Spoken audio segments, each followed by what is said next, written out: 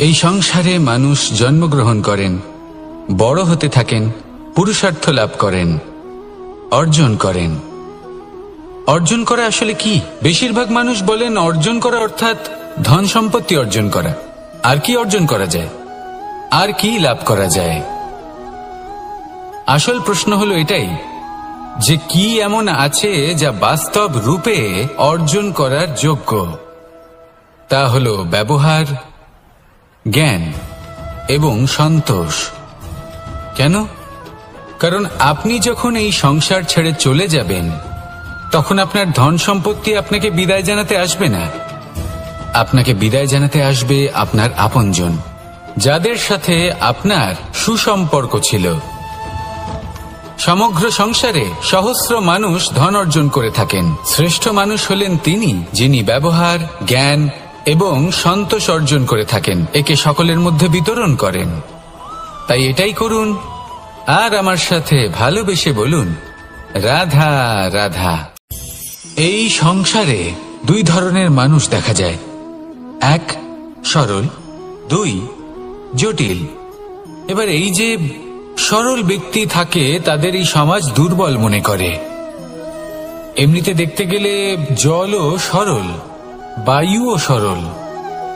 ওনারা যেদিকে চাইবেন প্রবাহিত হতে পারেন, এনাদের যে আকার দেবেন সেটাই ধারণ করবেন। কিন্তু এরা বাস্তব রূপ ধারণ করলে তখন কি হয়? এই জল এমন এক ধারায় পরিণত হয় যে অনেক বড় বড় পাথরকে খণ্ডিত করে দিতে পারে। এই বায়ু এমন এক চক্রবাতে পরিণত হয় যা সংসারে বিনাশ ডেকে আনে। তাই যে ব্যক্তি সরল তার সরলতাকে সম্মান করুন, তাকে সম্মান করুন, তাকে ভালোবাসা দিন। আর আমার সাথে ভালোবেসে বলুন, রাধা রাধা। খেলা খেলতে কে না ভালোবাসেন? আমরা প্রত্যেকেই যখন সময় পাই, সুযোগ পাই, তখনই আমরা কোনো খেলা খেলি। খেলার সময় দুই ধরনের মানুষ ওখানে থাকেন, এক যারা অংশগ্রহণ করেন আর দুই যারা দেখতে থাকেন, যারা দর্শক হয়ে দেখেন, যারা নিজের পক্ষের বিজয়ের ফলে উচ্ছ্বসিত হয়ে থাকেন, পরাজয়ের ফলে শোক পালন করেন, পরামর্শ দিয়ে থাকেন। আর বিজয়ী কে হন? বিজয়ী তিনি হন যিনি অংশগ্রহণ করেন। নির্বাচন আপনাকে করতে হবে, আপনি কি করতে চান? আপনি কি খেলোয়াড় হতে চান নাকি আপনি দর্শক হতে চান? যদি আপনি বিজয়ের আনন্দ লাভ করতে চান, সেই রোমাঞ্চ অনুভব করতে চান, তাহলে খেলতে হবে। ময়দানে আপনাকে নামতেই হবে। পরাজয়ের সম্ভাবনার ভয়ের সাথে আপনাকে লড়াই করতেই হবে। বিপক্ষের আহ্বানকে স্বীকার করতেই হবে, খেলোয়াড় হয়ে উঠতে হবে। তবেই এই বিজয়ের সম্ভাবনা থাকবে। আসলে কি, দর্শক হয়ে পরামর্শ দেওয়া অত্যন্ত সহজ। ময়দানে নেমে অংশগ্রহণ করা অত্যন্ত কঠিন। আর এখানে যেটা সহজ তা আপনাকে বিজয়ের পথে কখনোই নিয়ে যাবে না। আসুন আমার সাথে ভালোবেসে বলুন, রাধা রাধা। সংসারে আমাদের জীবনে যখন কোনো সুখ বা দুঃখ আসে, তার জন্য আমরা কাউকে না কাউকে অবশ্যই দায়ী করে থাকি, তাই না? এই ব্যক্তি আমাদের সাথে এরকম কাজ করেছেন, তাই আমার সাথে এমন হলো। ওই ব্যক্তি যদি এমনটা না করতেন তাহলে আজ আমি ওই স্থানে পৌঁছতে পারতাম। সবই আপনার দৃষ্টিভঙ্গির ওপর নির্ভরশীল। আর যদি আপনার দৃষ্টিভঙ্গি এমন হয় তাহলে তা অনুচিত। সত্যি কথা বলতে এই সংসারে ভিন্ন ভিন্ন ধরনের মানুষ আছে। এটা আপনার ওপর নির্ভর করছে কিভাবে তাদের স্বাগত জানাবেন। একবার ভাবুন, আমি আমার দুটো হাত সামনে নিয়ে এলাম, দুটো মুঠো খুলে দিলাম। দুই প্রকারের মানুষ আসবেন, কিছু না কিছু দিয়ে যাবেন। এই মুঠো যদি আমি বন্ধ করে দিই তাহলে না কেউ আমাকে কিছু দিতে পারবে, না আমার কিছু যাবে আসবে। নিশ্চয়ই বুঝতে পারছেন এই দুই ধরনের ব্যক্তি কারা এবং তারা কি দিয়ে যান।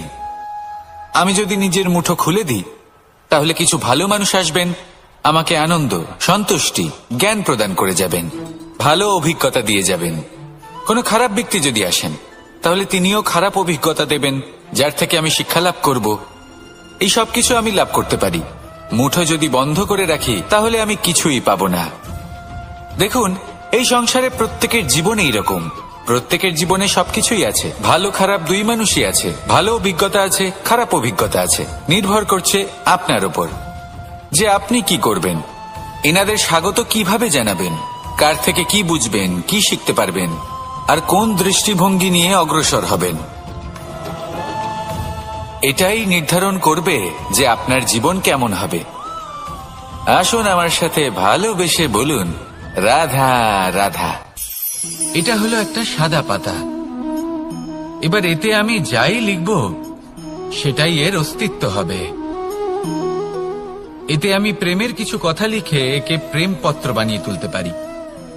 মাতা পিতার জন্য একটা শুভ সংবাদ লিখতে পারি। শত্রুর বিষয়ে সতর্ক করব বলে সেনাকে একটা সংবাদ লিখতে পারি। দ্বারকাবাসীর জন্য কোনো সংবাদ পাঠাতে পারি।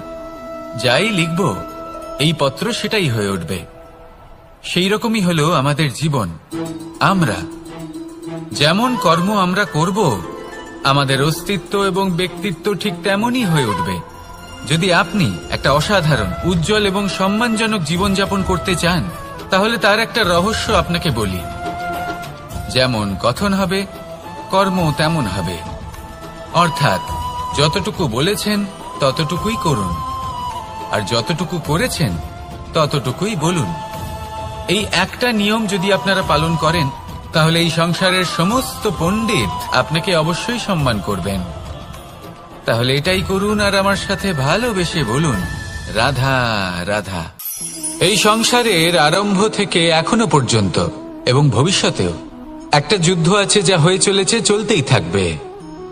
পাপ এবং পুণ্যের মধ্যে যুদ্ধ, সত্য এবং অসত্যের মধ্যে যুদ্ধ। এই যুদ্ধ চলেই আসছে, আর এই যুদ্ধে যারা লড়েন তাদের আমরা সবসময় জয় জয়কার করি। আর যারা এই জয় জয়কার করেন তাদের প্রত্যেকের একটা বিশেষ গুরুত্ব থাকে। যখনই কোনো যোদ্ধা যুদ্ধক্ষেত্রে ক্লান্ত হয়ে পড়ে, শক্তিহীন হয়ে পড়ে, তখন এরা জয় জয়কার করে, শঙ্খ বাজাতে থাকে। সেই যোদ্ধাকে অনুপ্রেরিত করে, শক্তি এবং সাহসে ভরিয়ে তোলে, আর তখন সেই যোদ্ধা সেই যুদ্ধকে এগিয়ে নিয়ে যেতে পারে। যখন শ্রীরাম লঙ্কা যাত্রা করার জন্য সেতু তৈরি করছিলেন, তখন একটা ছোট্ট মিষ্টি কাঠবিড়ালি নিজের মুখে মাটির টুকরো বয়ে নিয়ে গিয়ে তার সাধ্যমতো তাকে সাহায্য করছিল। শ্রীরাম দেখলেন এবং বললেন যে ও তো সবার মনোবল বৃদ্ধি করছে, সবাইকে প্রেরিত করছে। ও বলল যে আমি এত ছোট হয়েও যদি এই কাজ করতে পারি, তাহলে আপনারা সবাই কেন পারবেন না? এটাই হলো সেই সকলের মাহাত্ম্য, যারা জয় জয়কার করেন, অনুপ্রেরিত করেন, সাহস যোগান। ওনারা সেই ব্যক্তি যারা একজন যোদ্ধার মধ্যে যুদ্ধকে জয় করার শক্তি প্রদান করেন। আসুন আমার সাথে ভালোবেসে বলুন, রাধা রাধা। কখনো কোনো পাখিকে দেখেছেন? যখন সে প্রথমবার উড়তে চেষ্টা করে, সে বাসা থেকে মাটিতে পড়ে যায়, কিন্তু সে হার মানে না, চেষ্টা করতে থাকে, করতেই থাকে, ডানা ঝাপটাতে থাকে, আর তারপর সে উড়তে শেখে। গোল শালগ্রাম শিলাকে দেখুন, পর্বত থেকে খসে পড়ে, ধাক্কা খায়, জলের প্রবাহ দ্বারা ঘর্ষিত হয়, তারপরে তা শালগ্রামে পরিণত হয়। ভেবে দেখুন, যদি কোনো পাখি প্রথমবার উড়তে গিয়ে এটা ভাবে যে না না, যদি আমি পড়ে যাই তবে, আমার যদি আঘাত লাগে তবে, আর যদি ভয়ের কারণে সে শুরুই না করতে পারে, চেষ্টাই না করে, তাহলে কি সে উড়তে শিখবে? সব থেকে বেশি কঠিন। এর দ্বারা ভয়ভীত হবেন না। আসুন আর আমার সাথে ভালোবেসে বলুন, রাধা রাধা। যদি আমি আমার চোখ বেঁধে কোনো একটা নির্দিষ্ট দিকে নিজের সমস্ত শক্তি প্রয়োগ করে ছুটে যাই, তাহলে কি হবে? আমি কোথাও ধাক্কা খেতে পারি, নিজের ক্ষতি করতে পারি, কোথাও পড়ে যেতে পারি, তাই না? অর্থাৎ এটা নিশ্চিত এই কাজ আমার করা উচিত নয়। কিন্তু আজকের দিনে প্রত্যেকটা মানুষ এই কাজই করছেন, তাই না? কোনো কাজ করার পূর্বে সেই কাজের বিষয়ে সম্পূর্ণ তথ্য কোথায় সংগ্রহ করছেন? শুধু এটুকু জানেন যে এই কাজটা করলে কত ধন অর্জন করবেন আর কত নাম হবে, আর ব্যাস সামনে এগিয়ে যান। এটা উচিত নয়। পূর্ণরূপে যে কোনো কাজ করার আগেই সেই কাজের বিশ্লেষণ করে নেওয়া উচিত, তা বুঝে নেওয়া উচিত, এবং সেই বিষয়ে অবশ্যই খেয়াল রাখা উচিত যে আপনার শরীর এবং আপনার মন এই কাজ করার জন্য কি প্রস্তুত রয়েছে? যদি তা না হয় তাহলে প্রথমে নিজেকে শুধরে নিন, তারপরে সেই কাজ করুন। যদি এইভাবে জীবনে সামনে এগোন তাহলে সাফল্যের সম্ভাবনা জীবনে অনেক বেশি বেড়ে যাবে। তাহলে এটাই করুন আর আমার সাথে ভালোবেসে বলুন, রাধা রাধা। এই সংসারের সব থেকে বড় যোদ্ধা কে? কেউ বলবেন অর্জুন, কেউ বলবেন ভীম, কেউ বলবেন হনুমান আদি ইত্যাদি। কিন্তু এই সংসারের সব থেকে বড় যোদ্ধা আপনার মনের ভেতরে আছে, আপনার মনের মধ্যে আছে।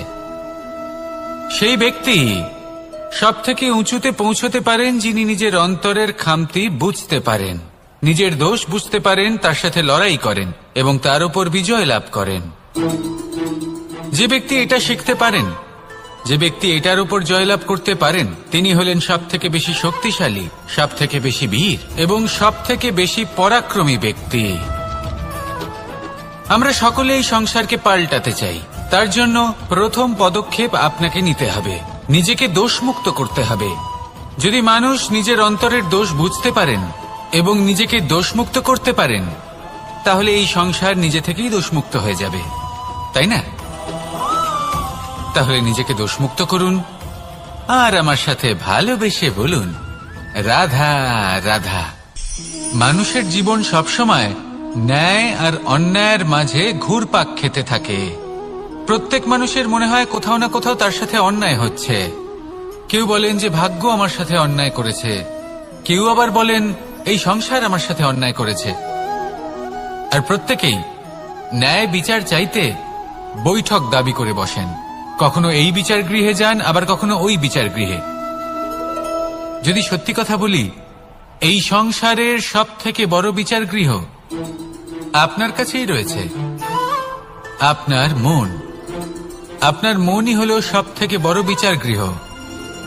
এ খুব ভালো করেই জানে কি শুদ্ধ আবার কি অশুদ্ধ, এর শুভ অশুভর জ্ঞান রয়েছে, এ সব জানে। দেখতে গেলে প্রত্যেকটা মানুষ যদি নিজের মনের কথা শোনেন তাহলে তিনি ভালোভাবেই বুঝতে পারবেন তিনি কি উচিত করেছেন আর কি অনুচিত। দিনে একবার রাত্রের নিদ্রায় যাওয়ার পূর্বে নিজের সাথে বসুন, চোখ বন্ধ করুন আর বিচার করুন আজ আপনি কি উচিত করেছেন আর কি অনুচিত। আপনার মন সঠিক বিচার তখনই করে দেবে। আসুন আমার সাথে ভালোবেসে বলুন, রাধা রাধা। আপনি কখনো কোনো পাথরের বুক চিরে বয়ে চলা কোনো নদী দেখেছেন? পাথর নদীর সামনে নত হয়ে যায়, তাকে বাধা দিতে চেষ্টা করে কিন্তু কখনো বাধা দিতে পারে না। এই নদী হলো ততটাই শক্তিশালী, কিন্তু এর আরম্ভ কোথা থেকে হয়? দূরে কোথাও কোনো পর্বতের চূড়াতে এক বিন্দু জল ঝরে পড়ে আর তার সাথে হিম গলিয়ে দেয়। তারপর জলের শক্তি বৃদ্ধি পায়, তারপর অনেক বিপদের সম্মুখীন হয় আর অনেক ধরনের বাধা সে অতিক্রম করে। তার শক্তির এতটাই বৃদ্ধি হয় যে তাকে বাধা দেওয়া একেবারেই অসম্ভব ব্যাপার হয়ে যায়। দেখুন, নদী তো মহান বটেই, কিন্তু তাকে মহান করে তুলেছে কে? সেই সকল বিপদ যার থেকে ও কখনো পালায়নি। সেইভাবেই আমাদেরও বিপদ থেকে পালিয়ে গেলে হবে না, তার সম্মুখীন হতে হবে সাহসের সাথে, পূর্ণ শক্তি প্রয়োগ করে। তবেই আমরা শিখতে পারবো, তবেই আমরা সামনে এগোতে পারবো। যদি আপনি জীবনে কুন্দন হয়ে উঠতে চান তাহলে জ্বলন সহ্য করতেই হবে। আসুন আমার সাথে ভালোবেসে বলুন, রাধা রাধা। এ হলো গোলাপ ফুল। একে আমরা সকলেই চিনি। সমগ্র সংসার ভালোবাসে এই পুষ্পকে। এই ফুল দেখতেও সুন্দর। সবথেকে বেশি গুরুত্বপূর্ণ কথা হলো এর সুগন্ধ, যা দূর দূরান্ত থেকে ব্যক্তিদেরকে আকৃষ্ট করে। এই সুন্দর পুষ্প একটু মন দিয়ে দেখলেই দেখা যায় এর নিচে কাঁটা রয়েছে। এই সংসার বলে, এ প্রকৃতির কেমন রচনা, এত কোমল পুষ্প, এটা কি তীক্ষ্ণ কাঁটা সহ প্রস্ফুটিত হয়? এটাই হলো জীবনের সত্য। আমাদের অন্তরের সদ্গুণ সেগুলিও এই ফুলের মতোই সুন্দর। সংসার এর সৌন্দর্য দেখতে পায়, এর সুগন্ধ চতুর্দিকে ছড়িয়ে পড়ে। কিন্তু এই সদ্গুণ জাগ্রত করে তোলার জন্য কঠোর পরিশ্রম করতে হয়, প্রতিনিয়ত চেষ্টা করে যেতে হয়। তাই জন্য যদি আপনি জানেন আপনার পথ উচিত কিন্তু তা কাঁটায় পরিপূর্ণ, তাহলে থামবেন না, চলতে থাকুন। একবার যদি অন্তরের সদ্গুণ জাগ্রত হয়, তাহলে এই সংসার এই সৌন্দর্য দেখবে আর সুগন্ধে আকর্ষিত হয়ে আপনার কাছে আসবে। এই মন, এই জীবন প্রসন্ন হয়ে বলবে, রাধা রাধা। মোহনের বাঁশির এই সুর, এই সঙ্গীত কার না পছন্দ হয়, সবারই খুব ভালো লাগে। এবার এই সুর আসে কোথা থেকে? কেউ বলবেন কৃষ্ণের হৃদয় থেকে। সত্য কথা, এই সুর হৃদয় থেকে নির্গত হয় এবং প্রকট হয় এই বাঁশি থেকে। এই বাঁশিটাকে দেখুন, এই ছিদ্রগুলি দেখুন, প্রত্যেকটা সুর থেকে নিজস্ব একটা স্বর নির্গত হয়। এবার যে ব্যক্তি এই সমস্ত সুর এবং স্বর বুঝতে পারেন, এতে নিপুণ, তিনি এই বাঁশির দ্বারা যে সুর নির্গত করবেন তা তো মধুর অবশ্যই হবে। এবার জীবনের সাথেও কিছুটা এরকমই ঘটে। জীবনের কিছু নীতি থাকে, অর্থ, কুটুম্ব এবং আধ্যাত্মিক। যদি জীবনের প্রত্যেকটা মুহূর্ত সুখময় হয় এরকম আপনি চান, তাহলে এই তিনটি নীতিতে আপনাকে নিপুণ হতে হবে।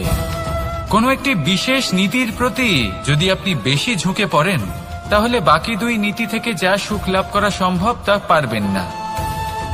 ধন অর্জন করতে হবে পরিবারের জন্য, পরিবারের সুখ মনের শান্তির জন্য, মনে শান্তির প্রয়োজন মনের শুদ্ধতার জন্য। যখন এই মন শুদ্ধ হবে, জীবন শুদ্ধ হবে, পবিত্র হবে, সুন্দর হবে এবং ভালোবেসে বলবে, রাধা রাধা।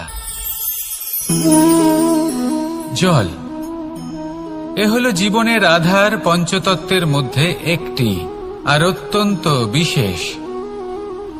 এর থেকে অনেক বড় শিক্ষা পাওয়া যায়। এই জল,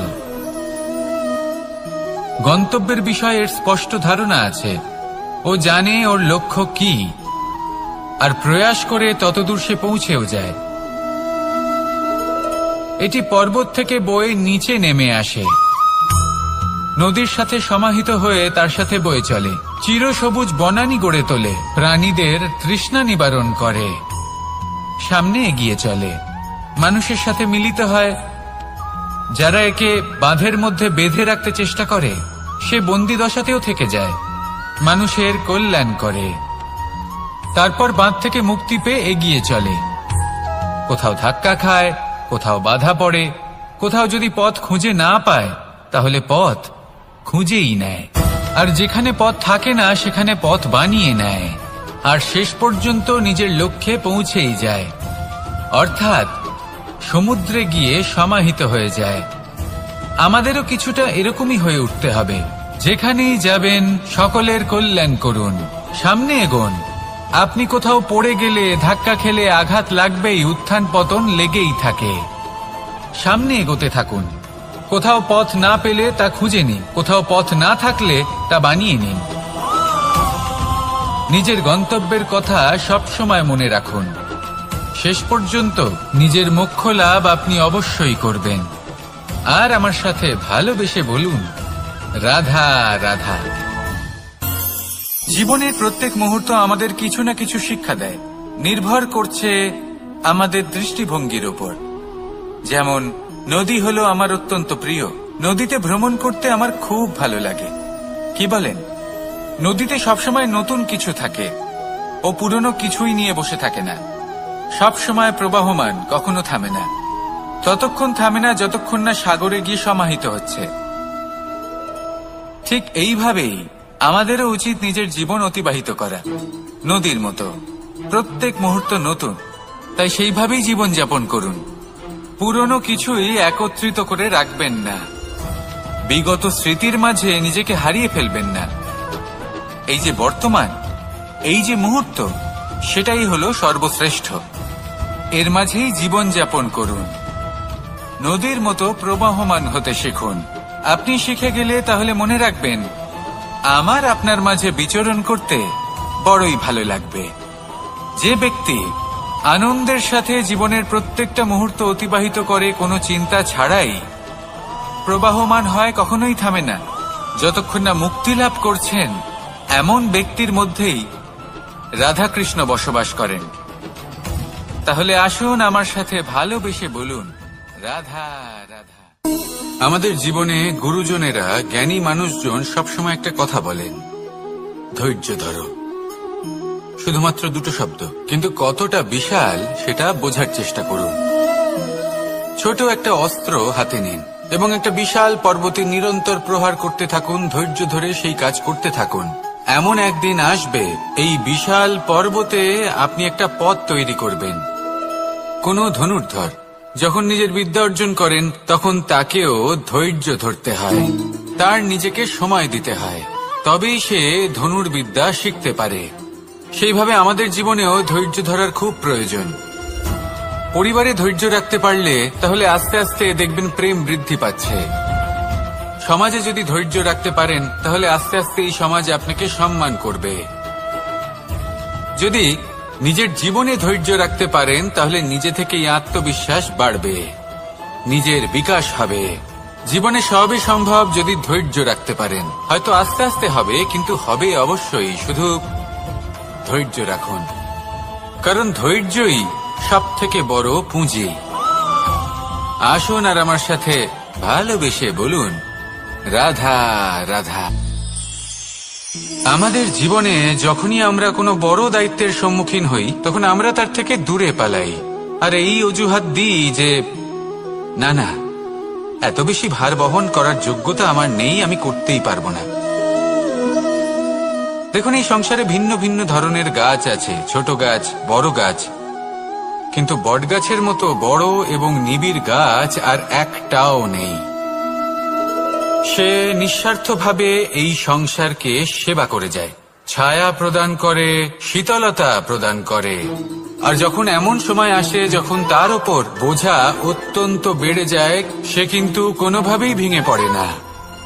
তখন সে নিজের নিঃস্বার্থ কর্মের ফল লাভ করে, সেই নিঃস্বার্থ কর্ম যা সে করেছে। তার দেহ থেকে ছোট ছোট ঝুড়ি বার হয় এবং তা কাণ্ডের আকার ধারণ করে। সেই কাণ্ড মাটির কাছে পৌঁছয় এবং তারপর তা বটগাছের সহায়ক হয়ে ওঠে। সে ভেঙে পড়ে যায় না।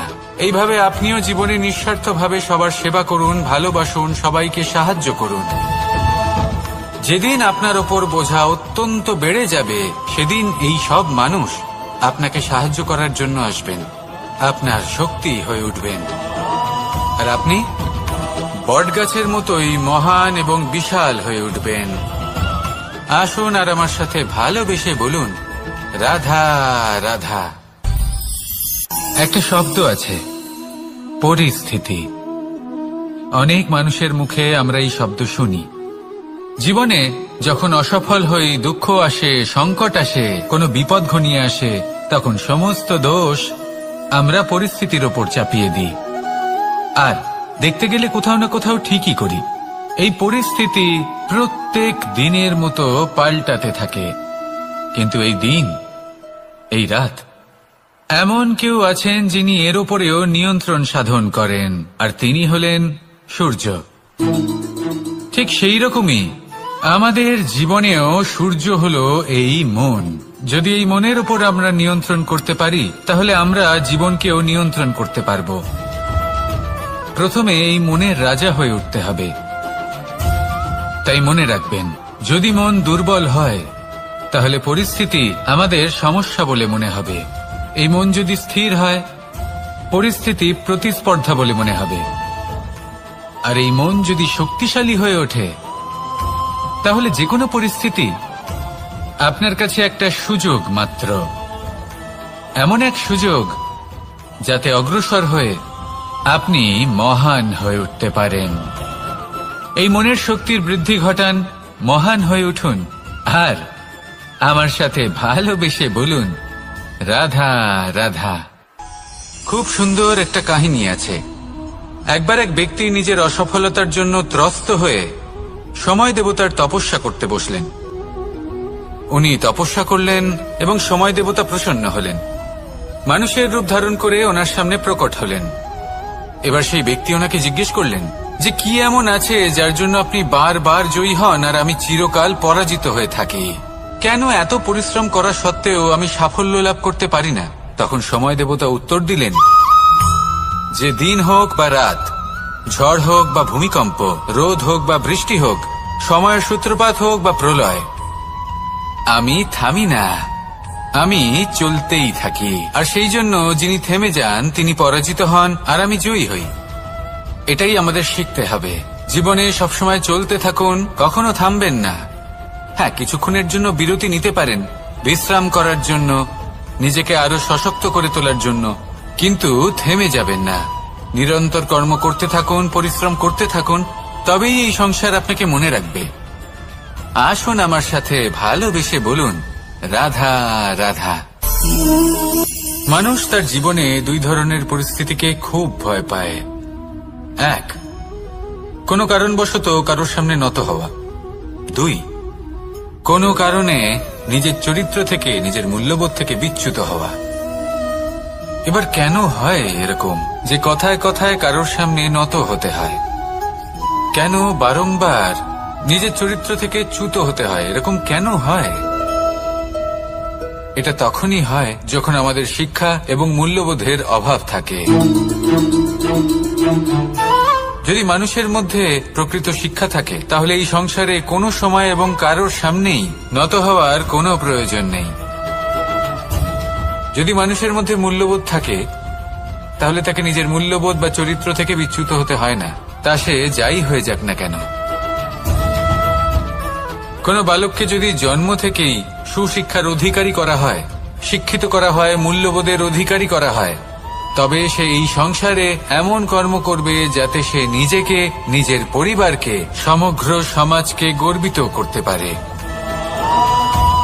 শিক্ষা লাভ করুন, মূল্যবোধ লাভ করুন এবং আমার সাথে ভালোবেসে বলুন, রাধা রাধা।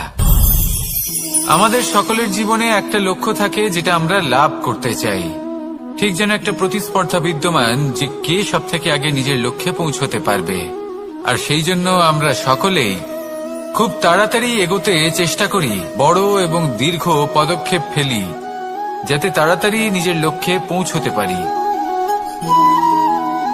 কিন্তু এক অত্যন্ত গুরুত্বপূর্ণ বিষয় আছে, সবসময় লক্ষ্য সামনে থাকবে না, কখনো কখনো তা খুঁজতে হয়। এই যাত্রা খুব কঠিন হতে পারে।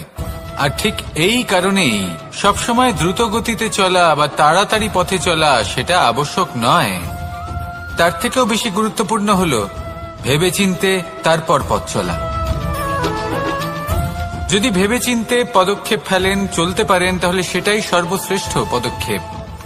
কখন কোন দিকে যেতে হবে, কখন কোথায় দিক পাল্টানো যাবে না, কখন গতি বেশি রাখতে হবে, কখন কম, কখন থামবো, কখন চলবো, এই সব কিছুর বিষয়ে জ্ঞান অত্যন্ত গুরুত্বপূর্ণ এবং ভেবে চিন্তে চলতেই হবে। সেই জন্য শুধু তীব্র গতিতে সামনে এগোলে চলবে না, ভাবনা চিন্তা করে এগোতে হবে। আসুন আমার সাথে ভালোবেসে বলুন, রাধা রাধা। পায়েস হলো আমার বিশেষ প্রিয়। এর মধুর স্বাদ মনকে প্রফুল্ল করে তোলে। ছোটবেলায় মা আমার জন্য পায়েস বানাতেন এবং আমাকে বলতেন যে গরম থাকতে থাকতে খেয়ে নে কানাই, ঠান্ডা হয়ে গেলে ভালো লাগবে না। কিন্তু আমিও দুষ্টু ছিলাম, ঠান্ডা হওয়া পর্যন্ত অপেক্ষা করতাম আর ঠান্ডা হয়ে যাওয়ার পরে মার কাছে যেতাম আর ওনাকে বলতাম যে মা, পায়েস তো ঠান্ডা হয়ে গেছে, এটা গরম করে দিন। তখন মা হাসতেন আর বলতেন যে পায়েস না হয় আমি আবার গরম করে দেব কানাই, কিন্তু এর মধুর স্বাদ, সেই মিষ্টত্ব, সেই সুবাস, সেটা আবার ফিরে আসবে না।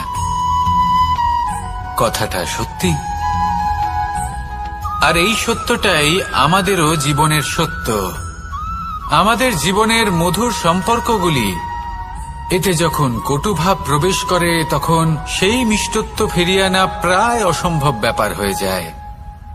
আপনি চেষ্টা করে সেই সম্পর্ক ঠিক করতেই পারবেন, তার জন্য অগাধ পরিশ্রম করতে হবে, কিন্তু আবার সেই মিষ্টত্ব কখনো ফিরে আসবে না।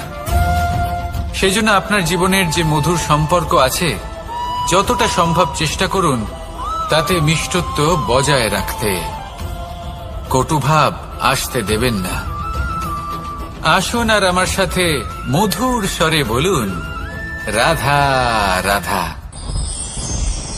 শব্দ শব্দ আসলে কি? শুধুই কয়েকটি অক্ষরের সমষ্টি, নাকি আমাদের বাণী? এই শব্দ এমন এক শক্তি যা কাউকে এই নিজের বশবর্তী করে ফেলতে পারে। শব্দ এমন এক অস্ত্র যা কাউকে ক্ষত বিক্ষত করে দিতে পারে। এই শব্দ হলো একটি নাদ স্বরূপ যা কোনো ঘুমন্ত ব্যক্তিকেও জাগিয়ে তুলতে পারে এবং নিজের লক্ষ্যের দিকে অগ্রসর করতে পারে। শব্দে এত শক্তি আছে যে কারোর মনে এতটা আঘাত দিতে পারে যে সে হয়তো জীবনে আর কখনো এগোতেই পারল না। তাহলে এই শব্দের প্রয়োগ খুব ভেবে চিন্তে করবেন। এবং এই শব্দের মতোই হলো নীরবতা। অনেক সময় এই নীরবতা আমাদের সহায়ক হয়ে ওঠে। অনেক সময় এটা আমাদের অনুশোচনাকে অনেক বেশি বাড়িয়ে তুলতে পারে। ভীষ্ম পিতামহ, অঙ্গরাজ কর্ণ যখন দ্রৌপদীর বস্ত্রহরণ হচ্ছিল তখন এনারা নীরব ছিলেন। দুর্যোধনের বিরোধিতা করেননি, ওকে বাধা দেননি। আর তারপর কি হলো সেটা আপনারা সকলে জানেন। দেখতে গেলে নীরবতা চুপ করে থাকা, কিন্তু যদি কোনো দুষ্টের সামনে চুপ করে থাকেন, যদি তার বিরোধিতা না করতে পারেন, তাহলে এই নীরবতাই অনেক বড় পাপের আকার ধারণ করে। মনে রাখবেন আর আমার সাথে ভালোবেসে বলবেন, রাধা রাধা। আভূষণ। কার না ভালো লাগে এই আভূষণ? আমরা পরিশ্রম করি, ধন অর্জন করি আর আভূষণ কিনে থাকি, কখনো নিজের জন্য, কখনো বা তাদের জন্য যাকে আমরা ভালোবাসি, বা তাদের জন্য যাকে আমরা সম্মান করি। হয়তো সেই জন্যই সীতা চূড়ামণি ধারণ করেছিলেন এবং আমি সামন্তকমণি। কিন্তু এটাই কি সেই প্রকৃত আভূষণ যা আপনার মূল্য বৃদ্ধি করে? না। শ্রীরামের আভূষণ হল ওনার নম্র ভদ্র ব্যবহার। মাতা সীতার আভূষণ হল ওনার সততা, ওনার নিষ্ঠা, ওনার ত্যাগ। অর্জুনের আভূষণ ছিল ওনার একাগ্রতা। রাধার আভূষণ ওনার প্রেম। এই আভূষণ কোথাও নেই, আপনার মনে আছে। যদি আপনার মনে মিষ্টতা থাকে, তা শান্ত হয়, তাতে সততা থাকে, নিষ্ঠা থাকে এবং প্রেম থাকে, তাহলে আপনার অন্য আর কোনো আভূষণের কোনো প্রয়োজন নেই। আপনি যতই ভিড়ের মাঝে থাকুন, আপনার ঔজ্জ্বল্য চোখে পড়বে। আসুন আর আমার সাথে ভালোবেসে বলুন, রাধা রাধা।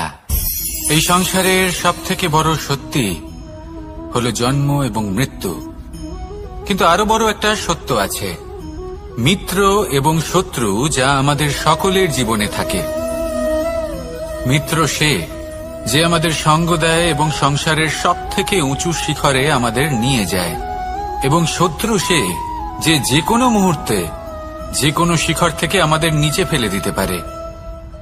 এবার বিচিত্র ব্যাপার হলো এটাই যে আমরা নিজেরাই এদের সাথে নিয়ে চলি, নিজেরাই এদের পালন করি। তা কি করে? প্রথমে বুঝুন এই মিত্র এবং শত্রু কারা। আপনার নিজের মন, আর কেউ নয়। এই মনই হলো মিত্র যখন তাতে ভারসাম্য বজায় থাকে, তা নিয়ন্ত্রিত থাকে, তা পবিত্র হয়। কিন্তু যদি এই মন অনিয়ন্ত্রিত হয়ে পড়ে, যদি আপনাকে সে নিয়ন্ত্রণ করতে শুরু করে, তখন সেই আপনার সবথেকে বড় শত্রু হয়। সেই জন্য এই মনের ওপর নিয়ন্ত্রণ রাখতে শিখুন, এতে ভারসাম্য বজায় রাখতে শিখুন। তাহলে আপনি এমন এক বন্ধুকে পাবেন যে আপনাকে এই সংসারের শিখরে পৌঁছে দেবে। আসুন আমার সাথে ভালোবেসে বলুন, রাধা রাধা। ঈশ্বর আসলে কে? সংসারের বেশিরভাগ মানুষের কাছে ঈশ্বর হলেন এই সংসারের রচয়িতা, পালনকর্তা। কারোর কাছে উনি জ্ঞাতা, কারোর কাছে উনি হলেন আস্থার প্রতীক। আবার কারোর জন্য শুধুমাত্র অন্ধ বিশ্বাস। কিন্তু এই ঈশ্বর কি কোনো শরীর, নাকি একটা বোধ, নাকি শুধুই শ্রদ্ধা? ঈশ্বর হলেন তিনি যিনি হলেন আপনার ইষ্ট। সেই জন্যই তো গুরু, মাতা, পিতা এনাদেরও ঈশ্বরই বলা হয়েছে। যাদেরকে আমরা ঈশ্বর বলে মনে করি, যারা আমাদের ইষ্ট, তাঁরা আমাদের একটি পথ দেখান, একটি দিকে চালিত করেন। সেই পথে চলে আপনি শুভ কর্ম করতে পারেন। আর যখন কোনো ব্যক্তি তার ঈশ্বরের আদেশ পালন করেন, তখন সে নিজে থেকেই শুভ পথে অগ্রসর হয়ে যান।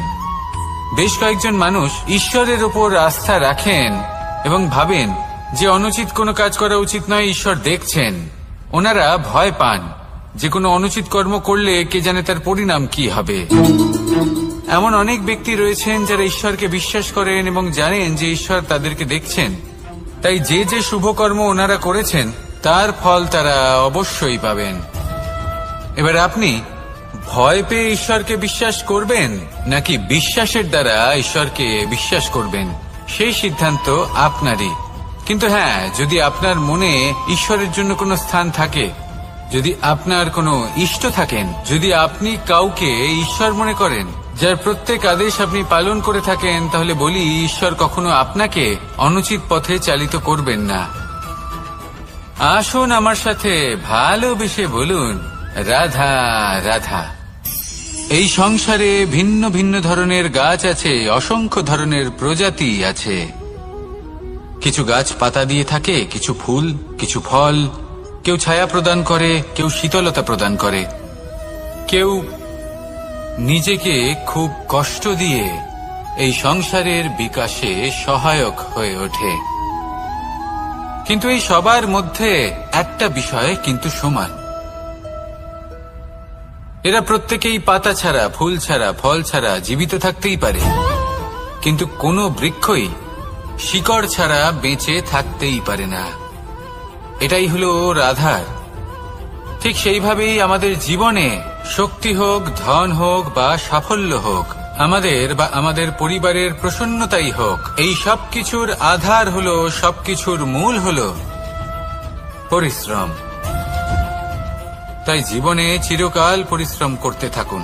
যদি আপনি জীবনে মহান হবার পথে অগ্রসর হতে চান, তাহলে পরিশ্রম করুন। এই পরিশ্রম দ্বারাই নিজের পরিবারকে প্রসন্ন করুন, নিজের বন্ধুদের প্রসন্ন করুন, এই সমাজকে গর্বিত করুন। আসুন আমার সাথে ভালোবেসে বলুন, রাধা রাধা। কখনো কোনো বাগানের কোনো বৃক্ষকে দেখেছেন যেখানে সুগন্ধি ফুল থাকে, রসালো ফল থাকে? তখন মন প্রফুল্ল হয়ে ওঠে, মন থেকে সেই বৃক্ষের প্রতি ভালোবাসা জন্মায়।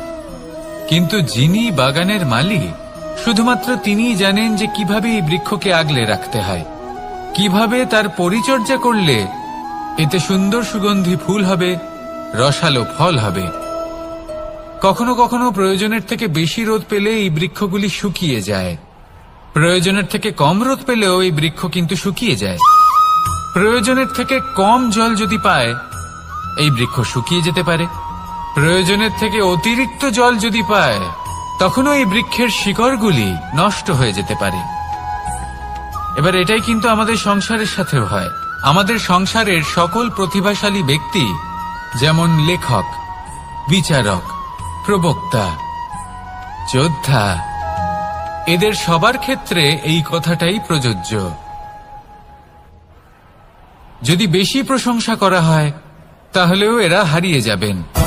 প্রয়োজনের থেকে বেশি যদি নিন্দা করা হয়, তখনও তারা নত হয়ে পড়বেন। তাহলে আপনি এদের রক্ষা করুন এবং নিজেদেরও। মনে রাখবেন একটা কথা, জেনে রাখুন কখন কোন নিন্দায় আপনি লজ্জিত হবেন না, আর কখন কোন প্রশংসার দ্বারা নিজের মধ্যে অহংবোধ জাগ্রত করবেন না। এই মন সুপ্রসন্ন হয়ে বলবে, রাধা রাধা। যদি আমি কোনো বনে যাই, কোনো নির্জন বনে, সেই বনের বিষয়ে, সেই পথের বিষয়ে, গাছপালার বিষয়ে, পশুপক্ষীর বিষয়ে আমার যদি কোনো জ্ঞান না থাকে, সেই বনের ক্ষুদ্র থেকে ক্ষুদ্রতর অংশের বিষয়ে যদি আমার কোনো জ্ঞান না থাকে, তাহলে হতেই পারে সেই বনে কোথাও আমি হারিয়ে যাব, হয়তো এমন ভাবে হারিয়ে যাব কোনোদিনও বাইরেই বেরোতে পারবো না। তাই সেই বনের বিষয়ে জ্ঞান লাভ করা আবশ্যক। এটাই হলো শিক্ষা। জীবনে বেশিরভাগ মানুষই কেন অসফল হন? ওনারা একটা লক্ষ্য স্থির করেন, কিন্তু সেই পথের বিষয়ে তারা পর্যাপ্ত জ্ঞান অর্জন করেন না। সেই পথে কি বিপদ আসতে পারে প্রত্যেকটা পৃষ্ঠার জ্ঞান তাদের নেই, আর সেই জন্যই তারা অসফল হন।